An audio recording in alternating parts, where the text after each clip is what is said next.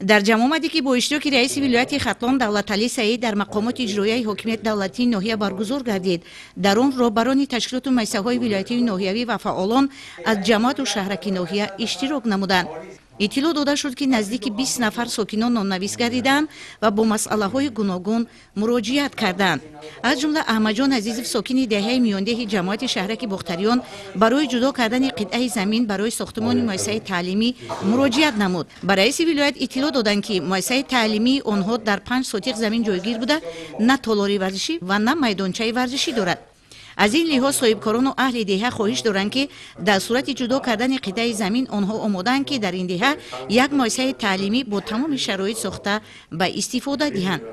رئیس ولایت از اقدام آنها اظهار سپاس کرده به مسئولین سپارش دادند که این مسئله را از حساب زمین‌های بیکار خوابیده در کوتاه‌ترین مهلت حل و فصل نمایند. نفر دیگر ساکن جماعت دهات ثروت استقلال اوید به تعمیر و منفرش کردن زیاده از 2.5 کیلومتر راههای دهه‌شان اظهار اندیشه کرده از مسئولین خواهشی تامین تکنیک‌های ضروری را نمودند. صاحبکار دهه آبشاران جماعت دهات زرگر فیض‌الدین خان اوید به رسمیت در آوردن ساختمان 2 میدانچه ورزشی از رئیس ولایت مدد پرسیدند. این صاحبکار طی چند سال است که از حساب درآمد علاوه‌ای خواجگی دهقانیشان به ساختمان مکتب، بنگاه طبی و مرکز آموزش هنرهای مردمی در دهه شناخته شده است. همین سوال من با حج عمره می‌رفتم. من حساب حج عمره را اخیر برآورده یا میخوام میدانچه ورزشی برای گوتاخو برای کلانسولان 2 میدانچه ورزشی سپردم. من سال 2022 مکتب ساختم، مکتبی 1 تا 4 در مقداری 1,300,000 سپردم. مکتب سپرده قبول کردن. در بند مکتب ما یک بنکای دیدی سپرده ساختم. ما خواهش کردیم که همون شتات ما رو کنن برقرار کنن.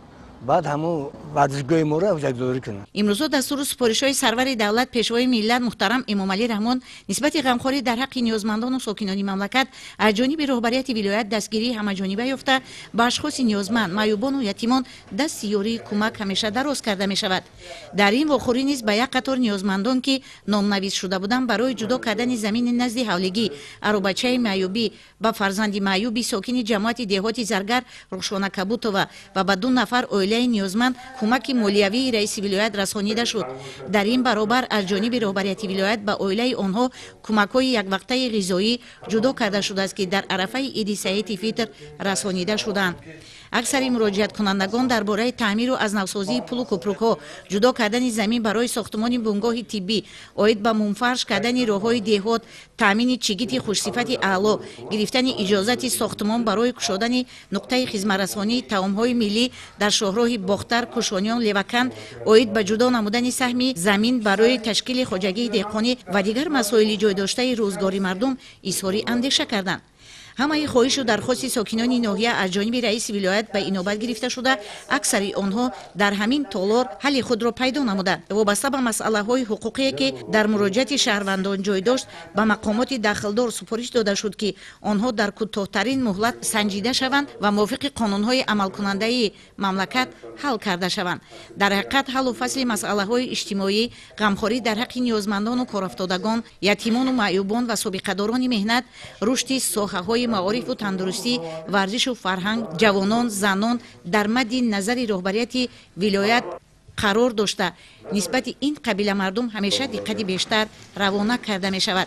ضمن برآمد رئیس ولایت دولتعلی سعید درباره رشد و انکشاف ساحه‌های کشاورزی، ساختمان، انداز، استفاده ثمرناک قوه برق، پیشگیری شامل‌شوی جوانان و نورسان با گروه‌های تروریستی و اکستریمیستی، پرزور کردن کارهای فهماندهی، کار و فعالیت همه‌جانبه خادمان دین، زنان و جوانان اظهار اندیشه کرده از کمبودی و نارسایی‌های جای داشته در بعضی ساحه‌ها اظهار نگرانی کردند.